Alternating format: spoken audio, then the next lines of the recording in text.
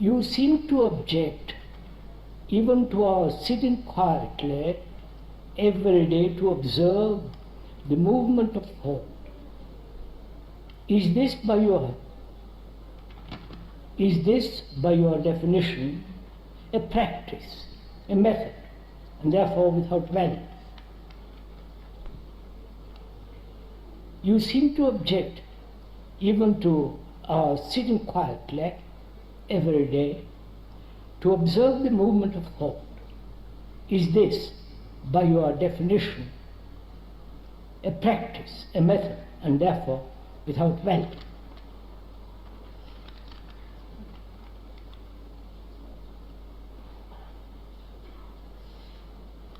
I would like to read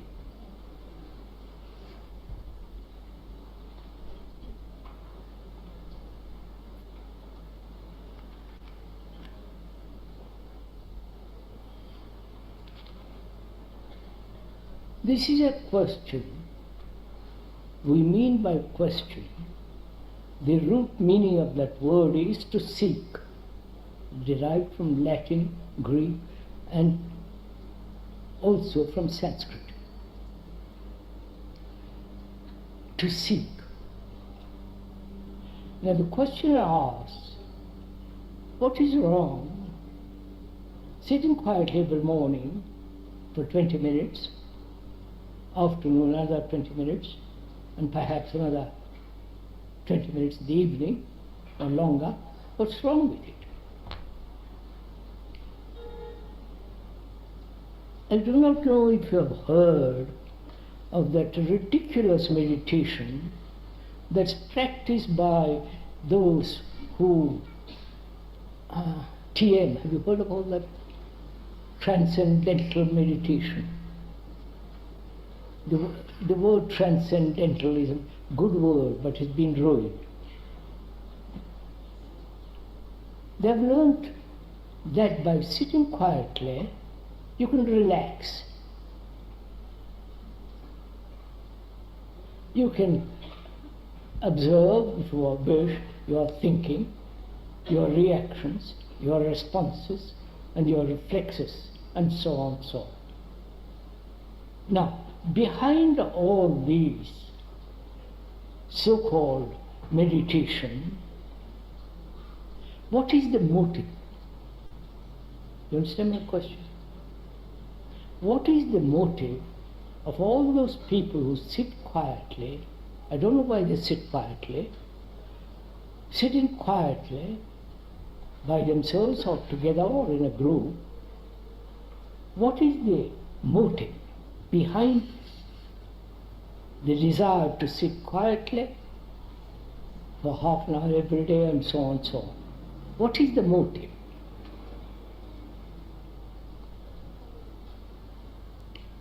Isn't that important to inquire before you sit quietly for 20 minutes a day or half an hour a day or whatever you do? Isn't it important to find out why you want to do this?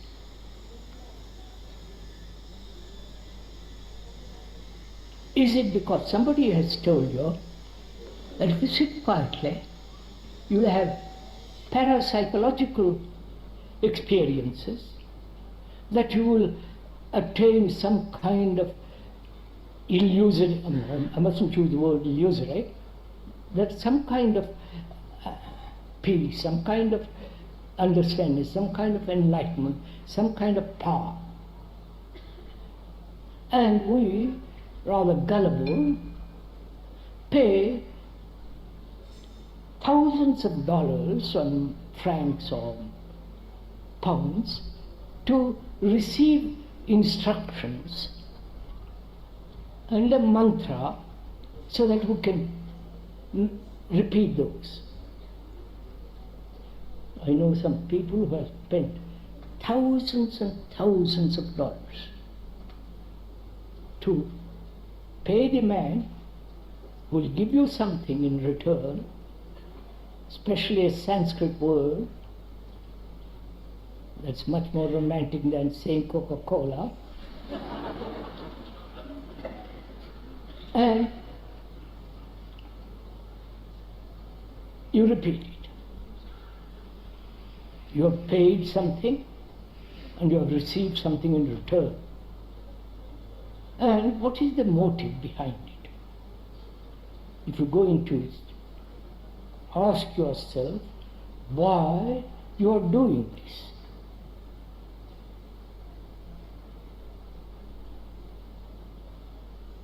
Is it for a reward? Not financial reward, but a psychological reward. Is it that by sitting quietly, you attain some kind of super consciousness?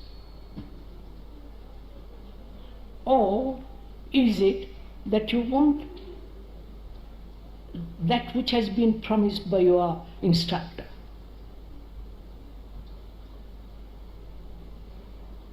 So isn't it important, before we plunge into all this kind of business, to find out what is your motive, what is it you want? Isn't it important? But we see, we don't do that. We are so eager and gullible that somebody promises you something and you want it. Now if you examine the motive, it is a desire to achieve something. Like a businessman, his desire is to earn a lot of money. That's his urge. Here, the psychological urge is to have something that you think the other man, a guru or an instructor, and all the rest of it, promises. You don't question what he promises. You don't doubt what he promises. You don't say, do you do it? Do you levitate? You know that about that, do you?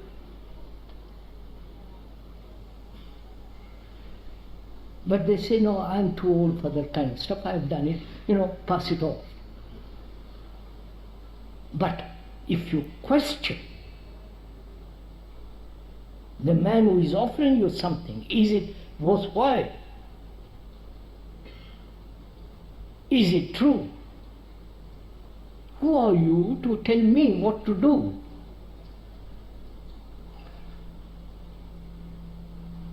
Then you will find that sitting quietly without understanding your motive leads to all kinds of illusory psychological troubles. And the speaker has met dozens and dozens and dozens of such people, and they have mentally become gradually unbalanced, slightly neurotic, and something psychologically goes wrong. Don't accept my word for all this. You can see it in your own faces if you're doing it.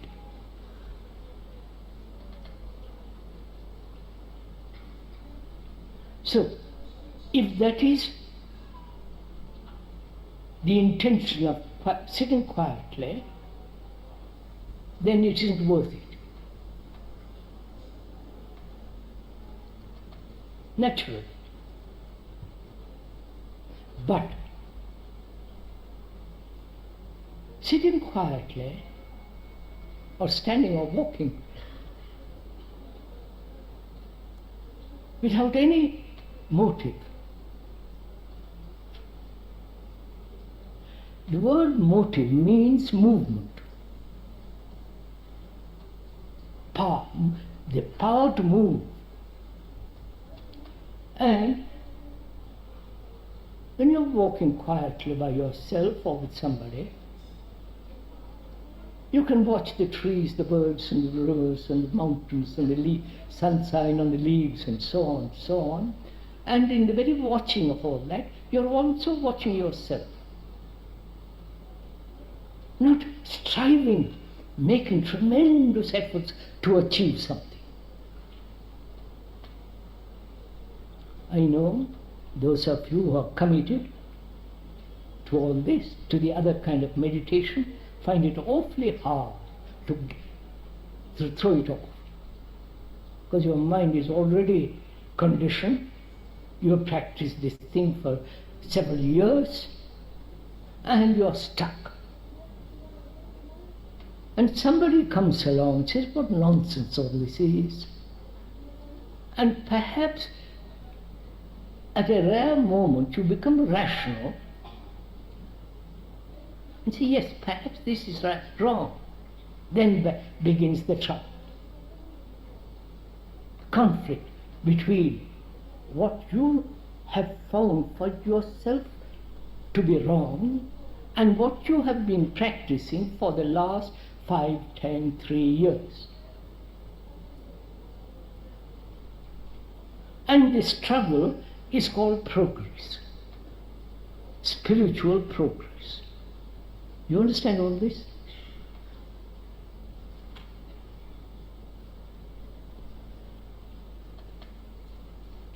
So, if you have observed, the mind is always chattering. Right? Always pursuing one thought or another. One sensory responses to another set of series of responses. So the mind, the brain is always chattering, consciously or unconsciously. Right? This is so. If you observe your own mind, this is what is happening. So, you want to stop that chattering, then you try to learn concentration, forcing the mind to stop chattering, and so the conflict begins again. Right? This is what we're all doing. Chattering, talking endlessly about nothing.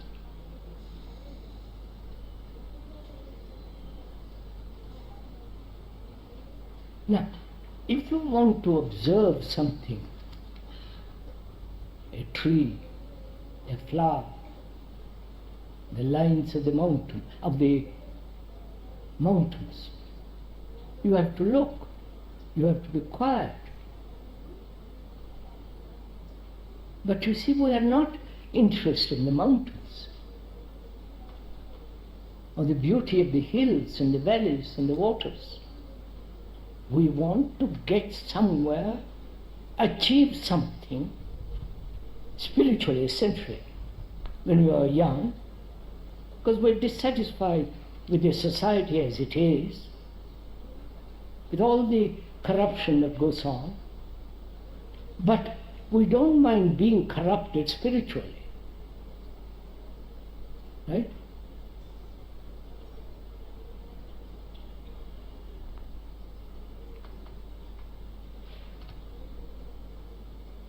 So is it not possible to be quiet, naturally?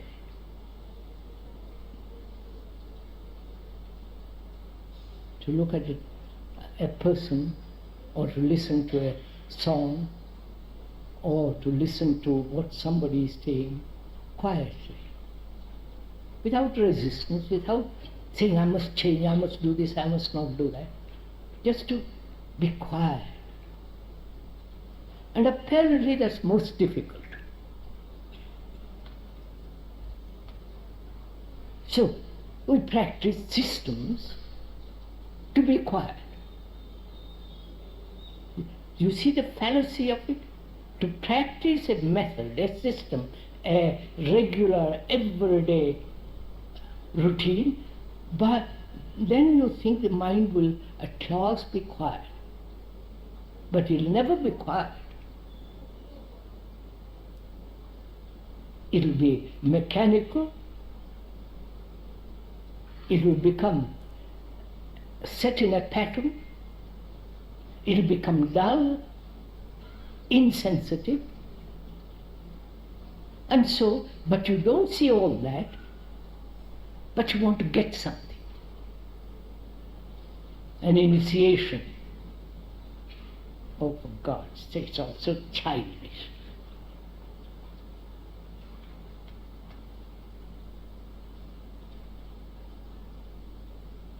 So, if you listen, now I hope we are listening, if you listen quietly, not saying he's right or wrong, I am committed to this, how am I to give it up, I promise not to give it up, and this, that, the other thing, but to listen what is being said without resistance.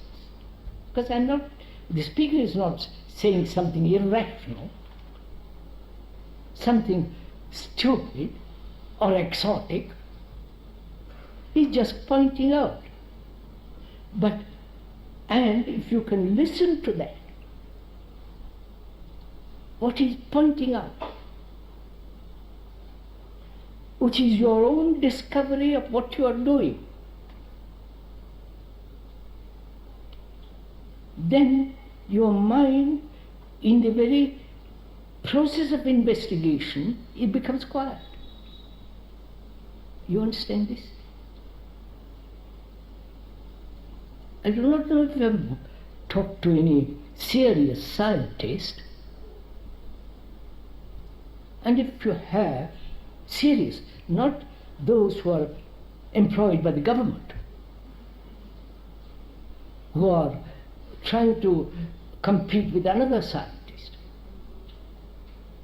who are really scientists, that is, to discover something totally new, to discover the cause of anything,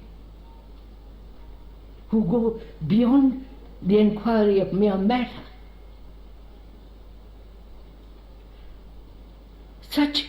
Those scientists must have quiet mind while they are observing, investigating.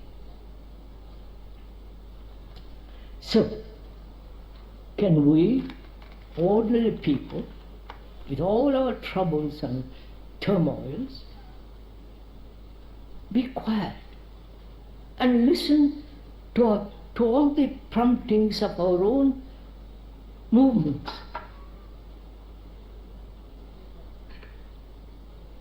But apparently that appears most difficult. It's not. If you are interested in something, you are naturally attentive. But if you say, I'm bored with myself,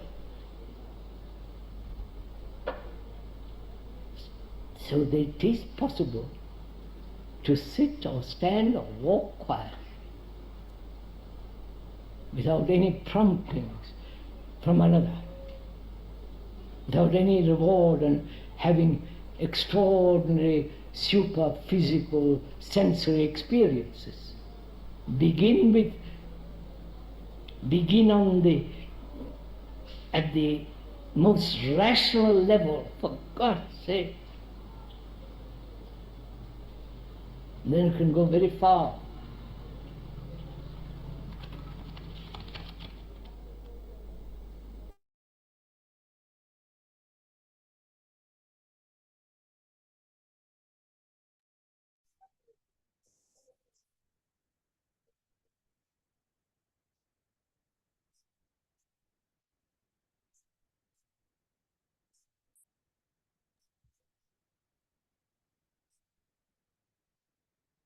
Harshad sir,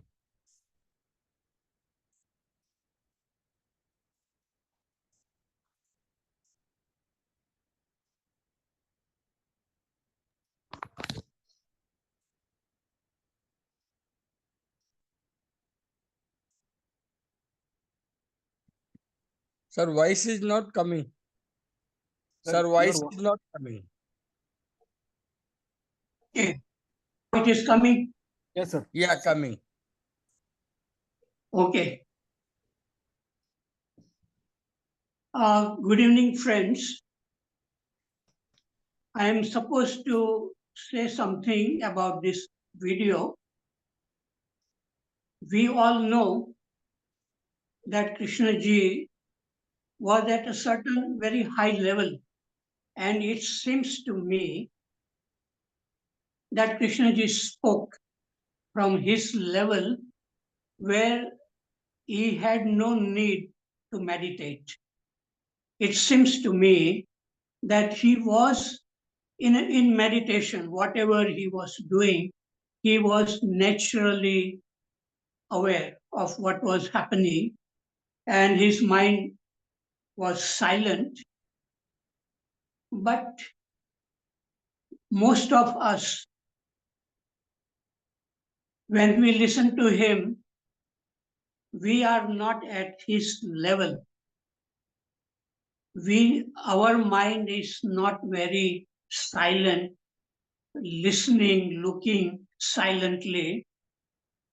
So we need to learn how to be quiet if our mind is chattering, and that is what is happening, and that is why many people want to learn meditation, and many people go to transcendental meditation, which Krishna ji criticized,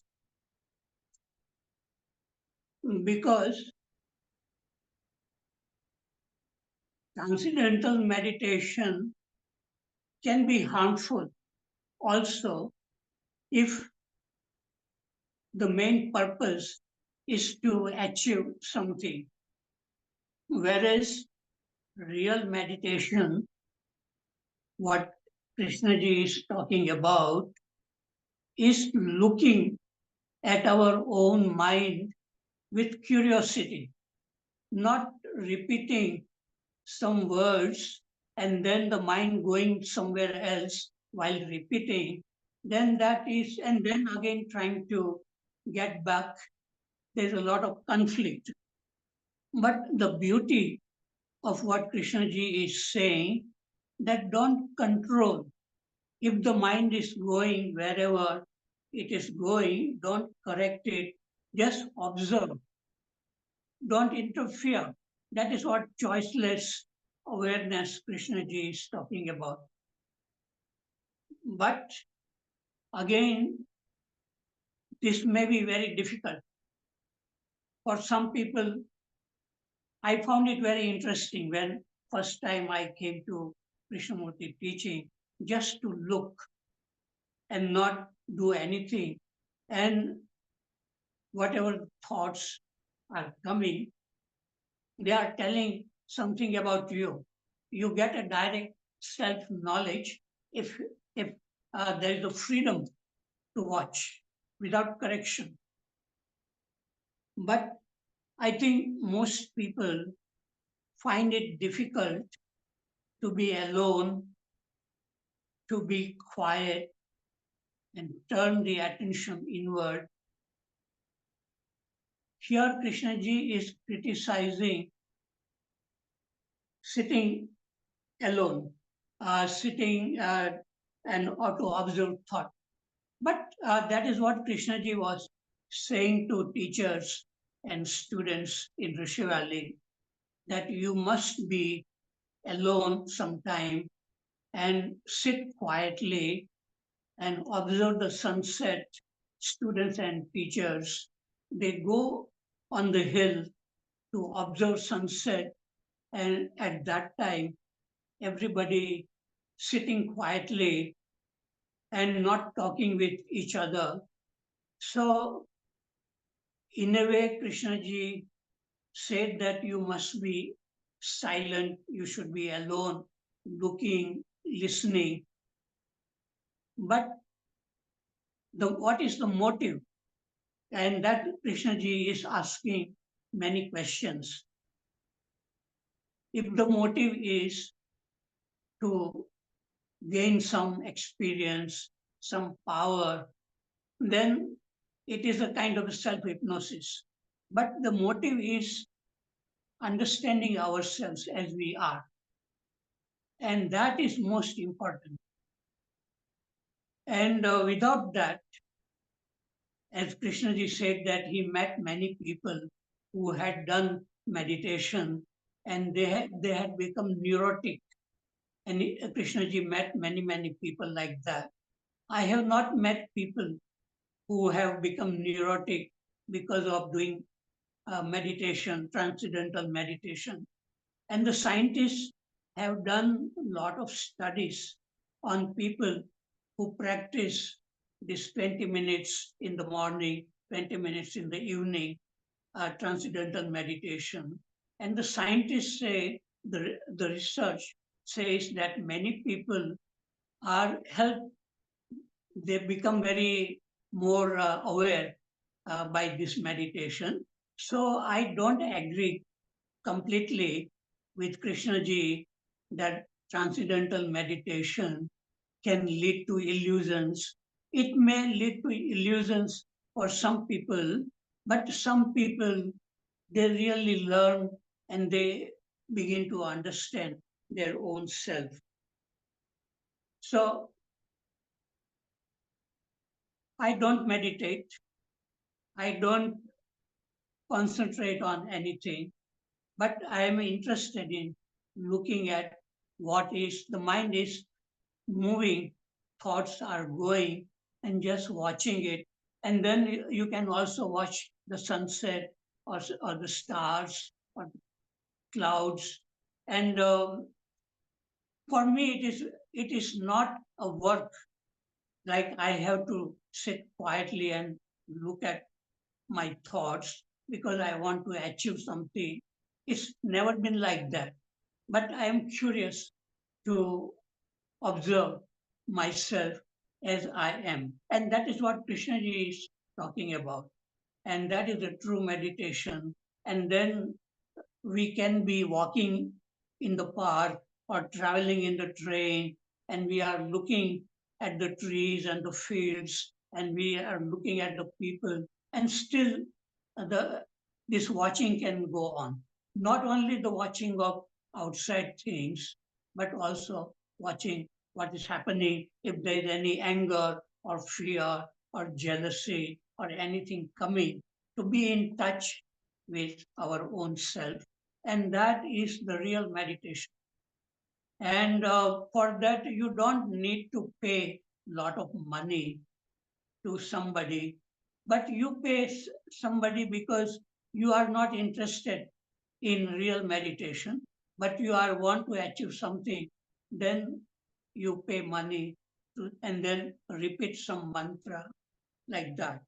So I will not come to any conclusion about transcendental meditation, whether it can make a person neurotic or whether it makes a person very highly alive, because the results of the studies show that many people have benefited from transcendental meditation.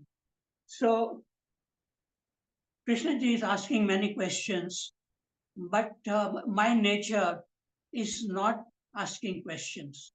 I am interested in looking.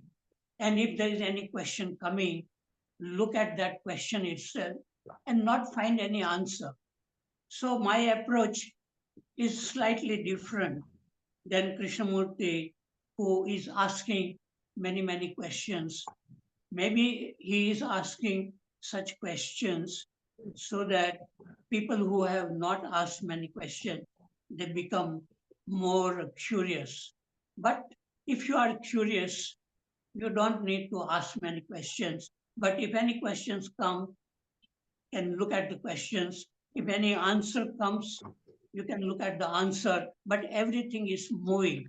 So it is not, there is nothing final in this state of looking, learning, listening. It's a moment by moment activity which can go on like that. Okay, I have said enough thing right now. Thank you. Yeah. Yes. Dinesh Waghmare. Yeah.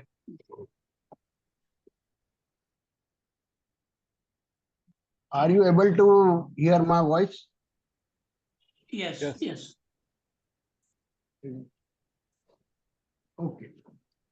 Today's subject, the key point is motive. And what is the dictionary meaning of motive? I will start with my own understanding and my own method or whatever normally I say. In that way only. What is the meaning of motive? A reason for doing something, something that causes a person to act in a certain way, do certain things, etc. Incentive also related to good goal or object of a person's action. As per JK, the word motive means movement, the power to move. So, if we see clearly this word, then this word is coming from the plane of intellect. It has not gone much. It has not to do with much with the emotions and feelings. Anyway, JK says about this question, the meaning is to seek. Question meaning is to seek. JK says if you are doing TM, then what is the motive? Why do you want to do this? Is it for reward psychological? Is it a desire to achieve something? So if that is the intention of sitting quietly, then it is not work. But sitting quietly or standing or walking without any motive, when you are walking quietly, you are watching the trees or mountains, you are also watching yourself, not striving, not working very hard, and struggle, then is spiritual progress. What is the motive? The mind is always chattering. So you want to stop chattering because you are dissatisfied with the society as it is. But we do not mind being corrupted spiritually. This is what he says. In today's subject, whatever JK is saying is correct in my view. But here again, the matter of individuality comes. And now Harshad sir has also pointed out that some people can do, some people cannot do this. The individuality comes. I think whatever audience was present had been doing TM regularly and stuck up. This also means from today's talk that JK knows TM very well. If we go deep and investigate ourselves analytically and practically also, then whatever normally JK says, and in the process of TM, there is not much difference.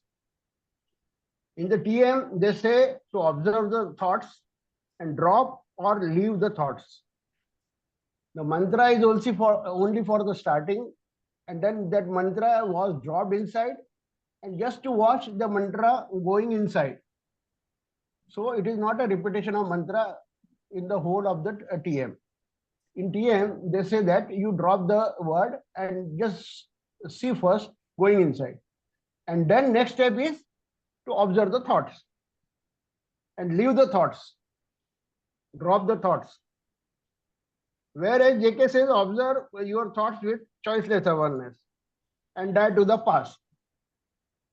In this talk also JK says there is relaxation and comfort gain in TM. He has indicated. So it is for the beginners, and then according to the development, further instructions are given in TM. Now, as far as sitting quietly to observe the thought is concerned, in beginnings of learning, JK himself suggested this to the students. Also, Harshad sir was saying that people should sit alone and remain alone for some time with themselves. Now, if we consider the meditation of walking and watching or listening quietly, then my observation is that it is possible when you are free and moving in the woods, etc. When you are absolutely free, no tension, no stress, then it is possible easily. But if you are going through your daily life, today's daily life, I mean, not yesterday's daily life, which is posing you continuously new external challenges, outer stimuluses, or you are working in a corporate world where you have to focus on your work to complete all the assignments and meeting company goals, etc. Then this type of dynamic meditation is very difficult. At least I could not do it.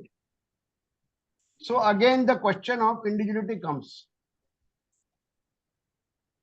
Some can do, some cannot. Yes, of course. The most important point is motive. The motive basically comes under movement of intellect. Here I have added the word movement of intellect. Now, what is your motive? If it is tremendous curiosity or intense suffering, then it is fine. But if it is for the gratification of ego or for any personal gain or achievement, then it is problematic. This will strengthen ego and will not serve the purpose. Here JK has used elsewhere that there should be passion or ardent desire for the spirituality. The Maharashtrian sense use you should have antarik talmal, means inner restlessness. If you are having tremendous inner restlessness, then it's fine. Arvind has used the word zeal for the Lord. Zeal for the Lord. Utsaha, the zeal of the whole nature for its divine result, Vyakulta. The heart's eagerness for the attainment for the divine. These are the words of Arvind. So sitting quietly to observe thoughts is not no issue, provided the motive is not there for any personal gain or gratification of ego. Also, as said by JK, that transcendental meditation is dangerous or this thing. Right now, Harshad sir also saying that it is dangerous for something and this thing. There is no such thing as danger and this thing. Yes, some people got stuck in between, whereas the other last its aim is to find out that other dimension. When you go through the transcendental meditation, they also suggest that the next step is to touch the other dimension. And when once that other dimension is awakened, actually it is already awakened, but you should have the touch with it, or you should have the contact with it, or you should have the access with it. If you have got access with it, then things are different, and then the things become smooth. And as JK said, they both are similar. Whatever JK said or TM, they are similar. Similarly, Mahesh Yogi has done a lot of experiments, and a complete city, a so-called small city, is established for this transcendental meditation. And they found that if you even 2% or 4% people do in the city this transcendental meditation, then the whole psyche of the people in the city changes. So it is similar to JK. What JK says that if one person is enlightened, then he has got effect on the mob. So right now I want to say this much only. Then we will further discuss. Thank you. Harshad sir, please comment on it. Did you say something, Sushilji? Just to comment on whatever Waghmare comment. Okay. Yes. What is the motive of doing meditation?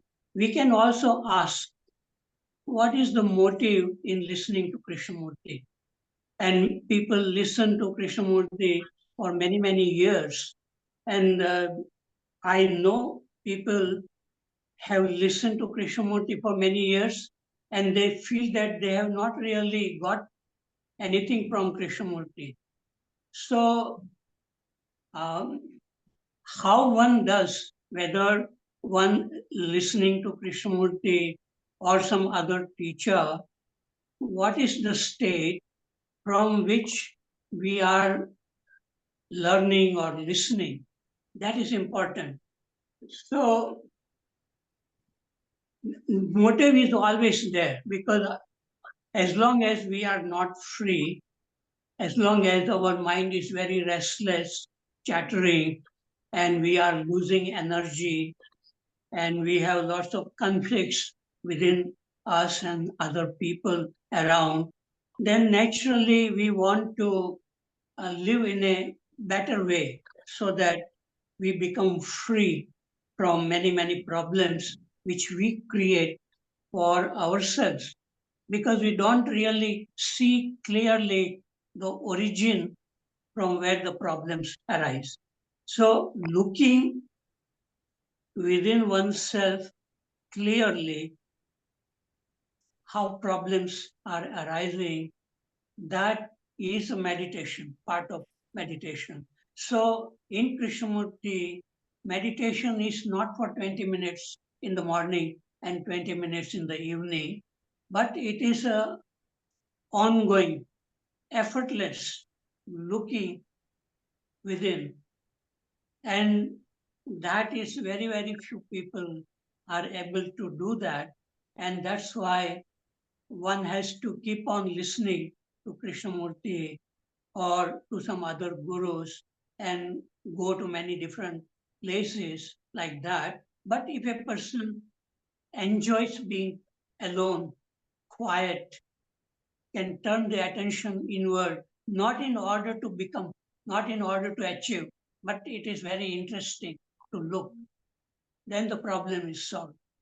Then you don't need to go anywhere, not even to Krishnamurti, you don't need to listen to Krishnamurti. You may initially listen to him maybe for a year or read one book or so, but when you begin to look at your own self clearly, then you don't need anything because that is what Krishnaji is talking about. What is happening in our mind, in the mind of the humanity, how problems come into existence. So even the traditional teachings are also about learning about our own self, realization of the true self, not the self which is created by thinking or ego, but there is something more beyond the mind and the body, that the thing which looks at the mind. And that thing, it is not a thing, but it is awareness which can look at the mind clearly, thoughts and feelings. And so Krishnamurti's teachings are about awareness, awareness of looking at everything, thoughts and feelings. And that can also lead to looking at trees and mountains and river, everything very clearly. So it is very much connected. Look, when there is a clarity within us, when our mind is silent and clear, what we see is also very, very beautiful, whether it's the sunset or sunrise or moon or clouds and the colors, everything becomes very interesting. So that is what I find the beauty of Krishnamurti, what he is saying, but it is the most difficult teachings for people who have to struggle a lot to understand Krishnamurti, because you cannot try to understand Krishnamurti. Either you understand or you don't understand. And when you listen to Krishnamurti, how you listen, that is very important. And without any distortion, you listen, not interpreting, not trying to understand Krishnamurti. That is like gathering knowledge of Krishnamurti teaching. It doesn't help. And that is what generally happens to most people, that they gather the knowledge of Krishnamurti's teachings, but not able to look at their own mind. If there is anger is coming, why this anger is coming? What is behind it? So only when a person becomes very, very curious to understand his own mind, and if he's able to do it, then he will say, what Krishnamurti says is quite obvious. There is nothing great about what Krishnamurti is saying. He says, look at yourself clearly, without any distortion. And that is, I find, the beauty in Krishnamurti. I did not go for any meditation seminar or technique. I have not practiced anything, but one book of Krishnamurti made me very curious to look at my own mind. And when I began to understand my own mind, then I said, yes, what Krishnamurti says is true. So I think that is the way to learn, to listen, to look, all that. Okay, I've said enough thing right now. Modak Gupta sir is trying to connect, but he is failing. Can you help him? He is asking repeat. Okay. Prasad sir. Ask Gupta sir to contact me, sir. Okay. Namaste, sir. Sure. Please go on. Sir, funnily, I think when JK was speaking, there was rain or something like that. Today, when I'm listening to this video, there is rain in our Vijayawada. So, that is the one similarity. And second thing, I don't really understand how people can say there is no difference between TM and JK. What JK is saying is the same as what the transcendental meditation is about. I have only heard of Mahesh Yogi. I have not undergone any practice. I have not, I don't know what exactly Mahesh Yogi says, but the statements that you can do some levitation and all that, Mahesh Yogi is said to give you the boon of levitation, that is floating in the air or water or what. What I heard, that thing put me off actually. I have no desire to waste my time trying to read more of that and all that. You see, that way you can't keep on trying to understand everybody, that way. And what JK says in this video is in the answer to that question. His reply should be seen in the context of the question raised. Question raised is doing this type of observation of nature and doing some practice of meditation for 20 minutes in the morning, in the afternoon, and possibly in the evening.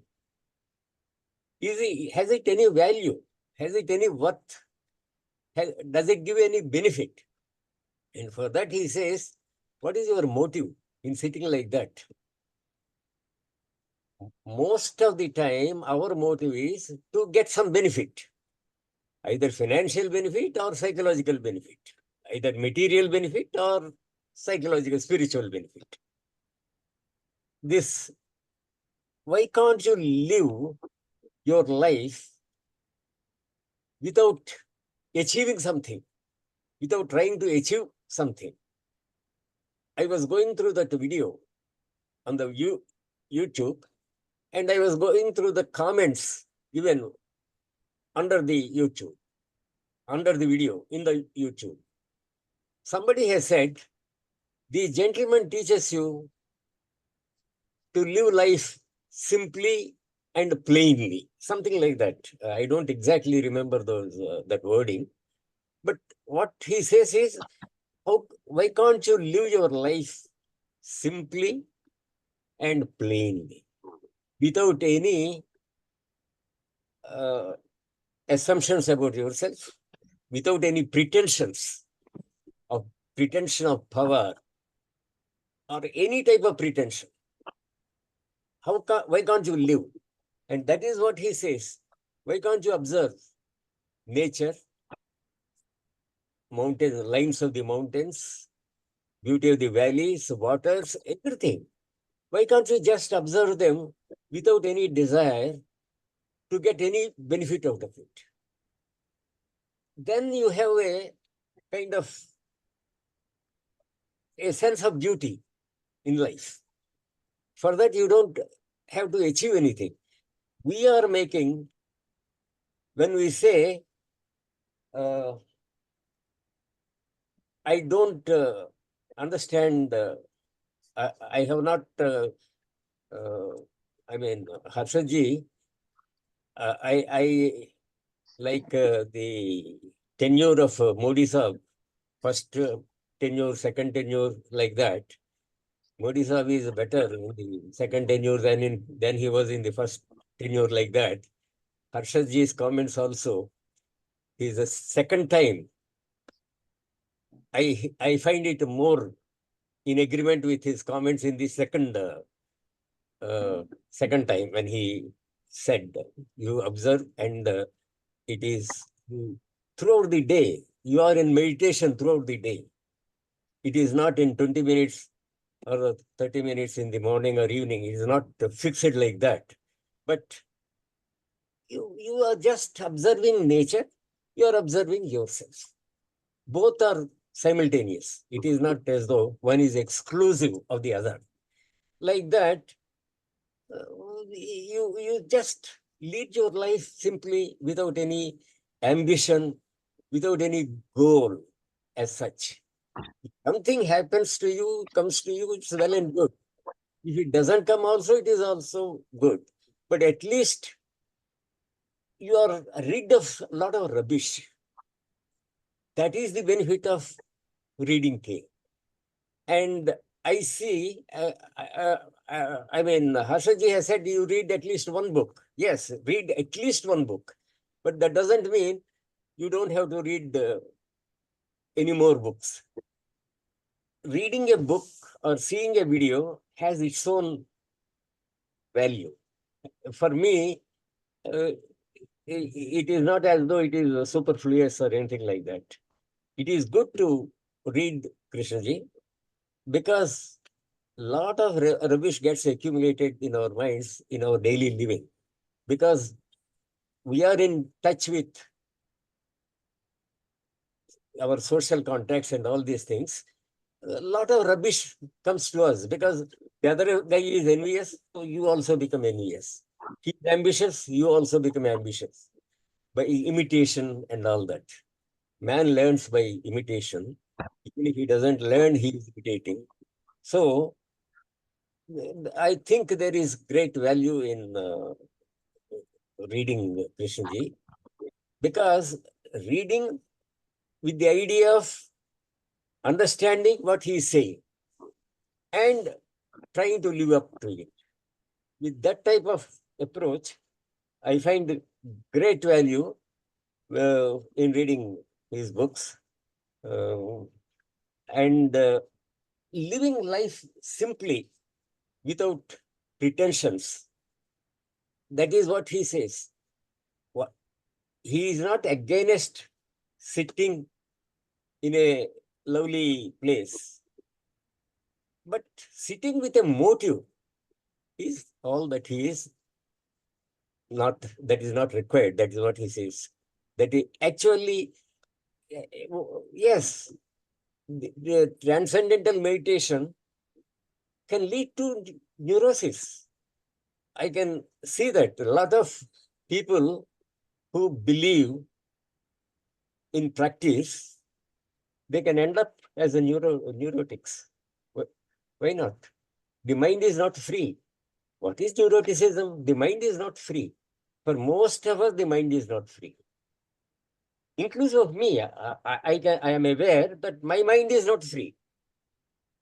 So you have to clean up your brain every day. Me and Murthy sir, we go for swimming. and when we go for swimming, I think the water's cleaners clean the brain, not simply the body. That type of cleanup of body and brain, both are required. And it is very fortunate if you can have some exercise of that type, you know. In Vijayawada, we have that good fortune. Thank you, sir. That's enough.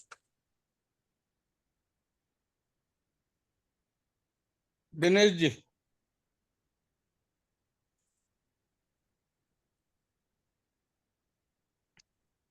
Waghmare, please unmute and say. Are you able to hear my voice? Yeah, we are able to hear your voice. With due respect to Prasad sir, I am also surprised how people can make a comment without going through the actuality and practically through the transcendental meditation. This is really, one should not make such comments. I have personally done transcendental meditation. I have gone through it. And it is very similar because there also you are dropping your thoughts and you are living the thoughts. And whatever Krishnamurti is saying, it is very similar. Yes, the individuality is coming into the picture. The difference is individuality coming into the picture. Maharshi Mahesh Yogi, what he is saying is as per his individuality. And what JK is saying is as per his individuality. There are a lot of siddhis coming into the picture, but JK is silent about that. Maharshi Mahesh Yogi is open about that. That is the difference. And if you just read Krishnamurti daily, like Vijayawada group is doing or some other groups are doing, I have seen it, then it becomes rubbish. If it is not related to you and daily you are repeating the words, what we are doing actually? We are just repeating the words. And he says word is not the actuality. So we are also doing the escape and rubbish what JK says. So we have to consider this also. And actually, if we want to, as JK suggested, we should go for investigation. What is there? Is it true or is it not true? See, in world, this is a multi-dimensional world and with multifaceted things and all that. So many truths are simultaneously present in this world. You find in every scent there is some peculiarity and individuality and uniqueness rather. So his outer assignment is according to that, and he behaves and he acts according to that. So okay, JK says from his point of view, as Harshad sir said, he is at the very top, and his motive we do not know JK's motive. Basically, what I find is JK's motive is to awaken the people. He's just pushing or probing the people to so that they should be awakened and they should go in deep and they should find out and investigate themselves and even not to means uh, accept what JK is saying. So these are the things, and one should be very careful about such things. Yes, there is a possibility that your individuality is not permitting to go for this, and you don't want to go for this, and you don't have any inclination or interest, as he said, or curiosity for this. Fine, no problem. But otherwise, if you see, then the things are very different, and unless you go deep, whether repeating of a mantra does something or not, if you want to, you have to check it and you have to go for discuss with the many people who have done already it. What is their achievement or what they have gained or what is their views? Then you will find very different things, sir. Bhakti has got a tremendous potential in itself. If you use the instrument like this bhakti for emotions and feelings, their achievement or their I'm sorry to use this word achievement, but their mind is also very quiet and this thing, and they are very there is a very soothing effect there if you will find. Whereas if you go to the Krishnamurti circle, you will always find there is a very a sort of conflict or difference of opinions and all that, and which makes your mind all on the contrary very much chattering. We are not if you repeat Krishnamurti words, we are adding to the chattering. We are not avoiding the chattering, is it not? Thank you, sir.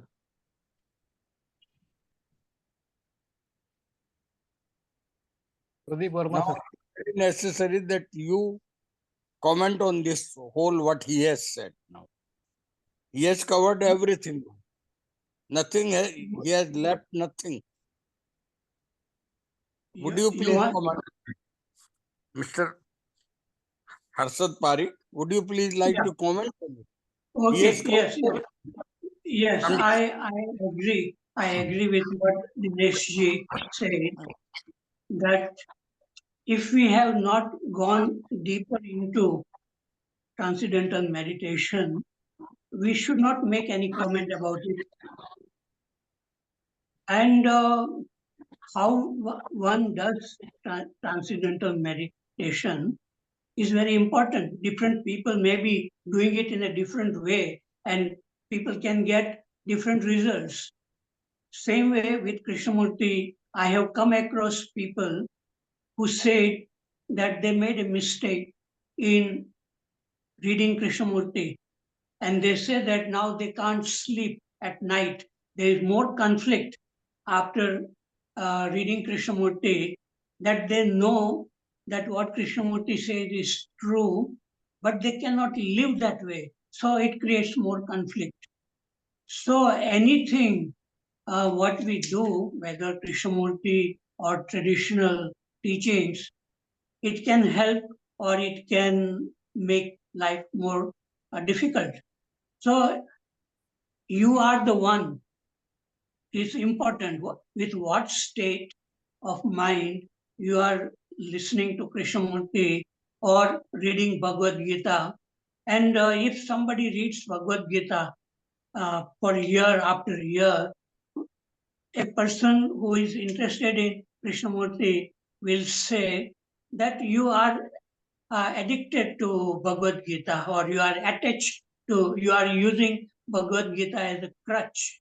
But then a person, someone can say, if you need to keep on reading Krishnamurti again and again, it means that you are addicted to Krishnamurti, because you are not able to look at yourself directly. You want to read Krishnamurti and then look. But so as long as we are not able to look at ourselves clearly, we will need to read other books. But as Krishnamurti says, read the book of your own life. What is happening, that is more direct. So it is not coming from the book. It is coming from your own thinking, feeling, looking.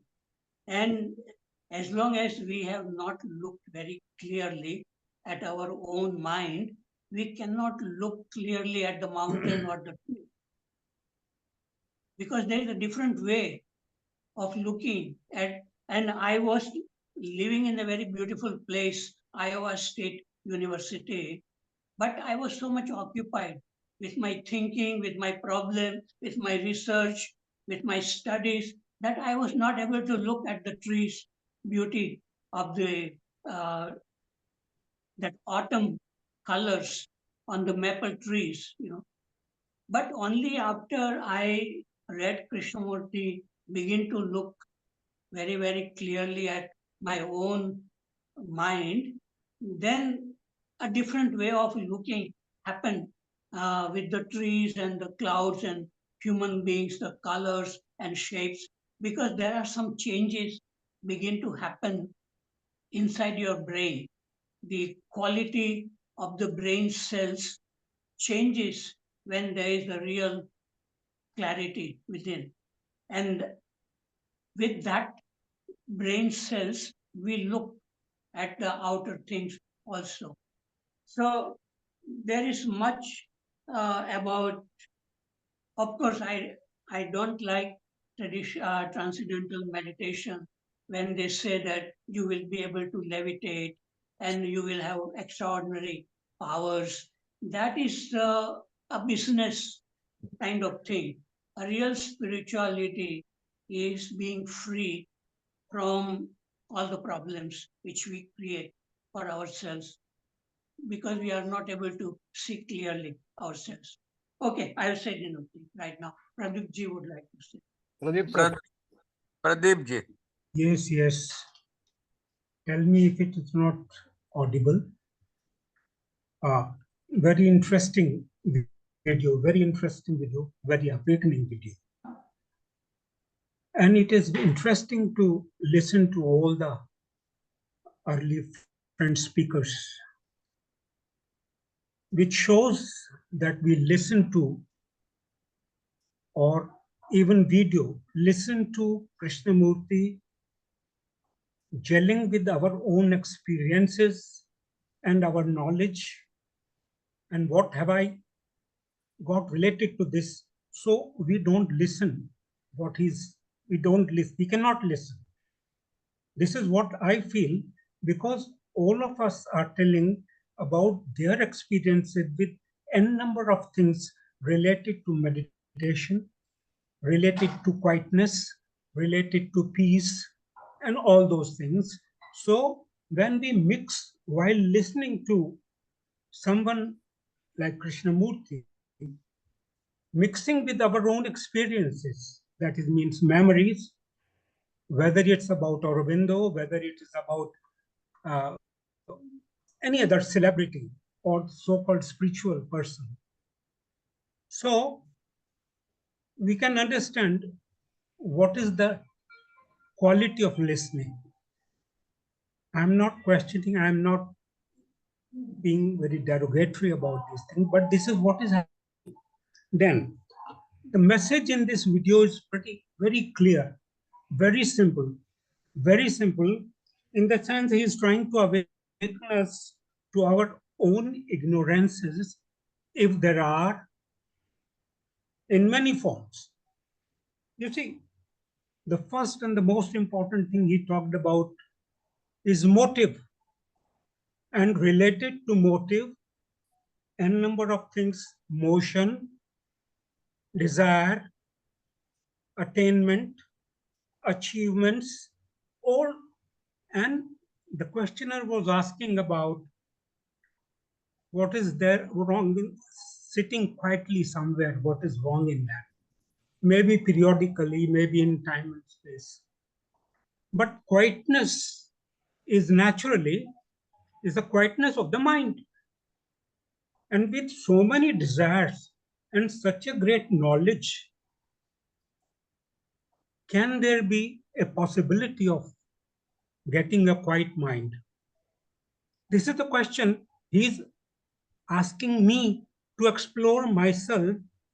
What is my motive of listening to him or going to him and all those things, wherever, or doing anything for that matter. So motive is very important, and movement is associated with all sorts of movement. Means it is against quietness. Any non-movement is as long as movement is there of any type, the quietness will not be there. So the question itself will clarify most of myself. What am I seeking? You see, related question is how deeply I understand my seeking. Second important question is, where am I seeking? As somebody was referring about beginnings of learning, as when the students assemble in that class, what he said, you see whatever you want to see all around, See whatever you want to see all around, in the room, around the room, outside the room, window, and that. What for? Because most of the distractions of mind are so-called external to myself, external in a way, outer. Because so that way, once you are through with that, you are finished with that, then there is bound to be some sort of quietness in the mind to listen properly what the teacher is pointing at. So time, space, and all. Then another important question he asked about Guru, because why am I going to him? How do I know that he knows? Reading stories around him, reading books around him, reading his achievements and miracles. Why am I going to a particular person rather than he is hinting that you go inside yourself, and yourself. But we are trying to find all those things almost in the external world. So he asked this question, how do you know that he has it or she has it? Through stories, getting impressed by the stories, which I may also be liking to get. Again, the question of achievement comes. Usually we feel complacent while talking about Krishnamurti, trying to understand Krishnamurti, and Krishnamurti is telling me to understand me, myself. So it's a very interesting thing that are we trying to understand Krishnamurti? Can we ever understand Krishnamurti? For that matter, anybody else here? You understand yourself, he has clearly mentioned. We know ourselves in relationship with things and people, even books, whatever it is. So the message is very clear. What is my motive? And motive is motion, movement of mind, and quietness. How when we go deep inside, suppose you say, forget about the outer world of that Shankara's words, Jagat Mithya and all that. You go inside you, what is inside? What is my inside? It is full of outside. Initially, my stories, my experiences, and all those things will come up. So he is only pointing me to come back to myself and see what am I thinking and whether I am seeking quietness. I'm desirous of quietness. So this contradiction, you can see, everybody can see it, whether it is there. Thank you, friends, giving me enough time. This is all. Message is very clear. There is no complication in this. But if you mix it with our experiences, of course, it becomes, as Waghmare was talking about, individuality comes in. Individuality. And then we forget you are the world. We have not touched that core. That's why time and again we go back to individuality, and we love to share our experiences. Oh, it's good enough. Again, through this way, if somebody is going to himself or herself, wonderful. So be it. Thank you, friends. Have a good time. Adeen, Adeen, please. Please unmute and say. Yeah. So, yeah. This video I have watched earlier also, and is my voice audible? Yes. Okay. So this question also I posed earlier also to Harshadji also, not on the online dialogue but also when we met, and the question was about the relationship between thought and silence. And so, for example, if I go somewhere and you don't have the external stimulations, you don't have your work, that pattern which you have to deliver, or you don't have your digital devices or whatever. So then your mind automatically becomes quiet after some time. And even when you go to sleep in the morning, the mind tends to be quiet once you have had a restful sleep. So similarly, if you close your eyes and you sit and you're not doing anything at all, you're just sitting. I mean, there's no motive in that. Then your also mind more or less becomes quiet because you're not doing anything. You're not reacting to your own thoughts. The thoughts come and go, and you're not reacting or you're not trying to do something about them. After some time, it becomes quiet also. So that silence. And so this is also something I thought about, that when the mind is silent, silence seems very easy. And when the mind is not silent, silence seems very hard. So why is that? Like when it is actually silent, it seems very natural, very easy. You don't have to do anything. It is there.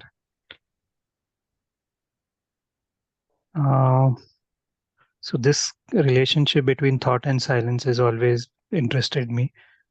Also, I feel now, what is the value of listening to Krishnamurti? So somewhere in the discussion, it was questioned like you only need to watch one video, or you only need to read one book, and that should be more than enough. But I think there is a value still in listening because you cannot actually repeat Krishnamurti. I don't think so. It's possible to repeat him at all. It cannot be a repetition. Because if you really listen to him, he actually, for me, he is like a destroyer. He destroys all your earlier conclusions or your beliefs or theories or your ideas, your methods. He completely destroys that when you actually listen to him. So this has also happened in the retreats. Like I've come with a conclusion which I want to test, and when I listen to him, those are destroyed. So I don't think so. You can repeat him, but it has a value in that sense that he will destroy whatever you believe in. Because he's questioning thought, I think, at its basic existence. So probably, I guess it has some value, just as sleep has some value, to sit with closed eyes or to go in nature and not constantly watch TV. And only then we will know that that has some value and watching TV doesn't have value. You have to experience both. So in that sense, but then if thought again gets caught up in its own activities, more or less. It will be absorbed in many external things like mobile phone and all, and then it will not have that silence. But I have seen that if you are spending a lot of time reading, and it depends on what you read, but if you're caught up in entertainment or news and politics and all, your inner silence is destroyed, I think so. So it has value listening to Krishnamurti, I feel. But then this question has always remained: what is the relationship between thought and silence? Because probably thought wants to have a relationship with silence and it cannot find it. It will invent some method. It will, I don't know. Whenever I've tried some method, it is, it can work in some way, but if it's a very deep emotion, it won't be able to solve. I don't think so. You can run away as much as you want. You can watch as many movies as you want, but if it's a deep emotion, it will not solve that. Just like that, any method or invention or thought, you can do that. It doesn't solve. But still, open question for me. That's all I want to share. Thank you. Silence. This time, Adeen, you will pass. Zoom May meeting. I say? Oh, yeah. Why not? Why not? My pleasure. Please go on. Yeah. Just one sentence that our mind goes in that direction in which it is deeply unconsciously interested in. So if we are interested in cricket, then our mind will be going after cricket or politics. But when a person is interested in just watching one's own mind, then that becomes effortless. If we are really interested in observing our own mind, then we can say that what Krishnamurti says is very clear, very obvious. But also, Krishnamurti is not an authority. He says, don't accept, don't reject, find out. So, even Krishnamurti did not practice transcendental meditation. He had no need, but he had met some people, and based on that, he said that transcendental meditation is harmful, but it may not be harmful to other people also. So we have to see that Krishnamurti can also be sometimes partial, or he may not be true completely. That is what I feel. And finally, we have to understand or look at ourselves. And what Krishnamurti was, we don't know. We cannot know about Krishnamurti, but to be in touch with our own mind and to be just watching, not trying to be free. That is the real interesting thing for me, just to watch. Okay, I finished. Prasad, please continue. Prasad, sir, please. Sir, Prasad, you are raising hand. Please. it is evident that we are all trying to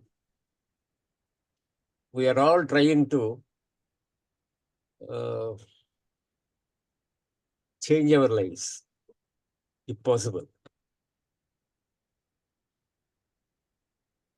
Krishnamurti has given one example somewhere about a Sishya, a disciple who goes to the Guru and asks him to show truth. Then the Guru says, you live with me. And the disciple lives with him for 15 years and he gets nothing. Then the disciple tells him, I am leaving you, sir, because I got nothing even after I lived with you for 15 years. Then the Guru says, okay, go ahead. And the disciple says, I am going to the other Guru. So he stays with the other Guru for 5 years and comes back to the first Guru and tells him, I have attained. Then the first Guru asks him, what have you attained? He says, I can walk on the river.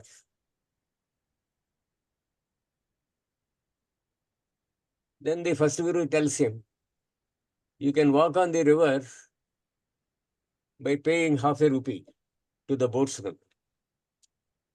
So, what you have attained, that type of supranatural skill, that has no value. What has value is only a change in your mindset, not all those evidences of supernatural power. So like that, we are all trying in different ways, in our own ways. Your way may be different from my way, my way may be different from yours, but it doesn't mean that we are in conflict or anything like that. We are trying to see truth in our own way. And as Parekh Sahab has said, ultimately, it is your meditative mind throughout the day, not confined to some 15 minutes in the temple or anything like that. You observe things. That is the only thing I learned from Krishnamurti. You observe your surroundings, which has a lot of beauty and lot of squalor. Observe things, observe your own mind. And when I say reading Krishnamurti has value, it doesn't mean that you are trying to understand him. You are trying to understand yourself through him. Then why him means he is giving you some insights into yourself. You apply him to yourself. Because without him, I am lost in tradition. It is because of him that I am out of that tradition. Not that the tradition is, nobody can say tradition is totally bad or anything like that. But definitely we are caught in we are sinking in the mire of tradition. You may think I am contradicting myself by saying, you see, when we listen to Bhajagovindam, that is the essence of philosophy given by Shankara. When you read Gita, when it talks of Karma Yoga, that is the essence in a way. But basically, tradition is making you concentrate on certain other things outside your mind. Krishnamurti brings the focus back to your mind. That is his significant contribution, unique contribution to nature and to yourself. In tradition, there is no sense of, there is no that aesthetic sense. You look at a woman and you think of her as a heap of flesh, something like that. I have read so many books on like that. Whereas Krishnaji, without becoming sensuous or sensual, unlike certain other gurus in India, not so many, but at least one, I don't want to name him, no indulgence, but austerity. Austerity, not very dry austerity, but austerity with aesthetic sense in life. The beauty of living a simple life not with lion cloths, but in the mind, where you have no fixations in your mind. That is the simplicity which he is talking about. That way, he differs from other people who believe in simplicity from outside. He is for simplicity from inside. So, sir, thank you. That is all, Sushilji.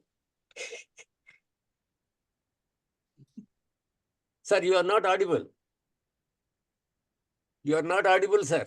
I don't give now time to Waghmare, it will be crime from my side. Let Waghmare say he doesn't want to speak. Waghmare, please.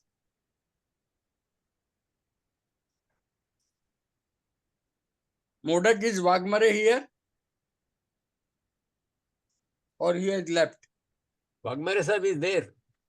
He is visible. But he is not speaking. Has he gone in silence? What do you want from me, sir? Some Sir, statement and then end it.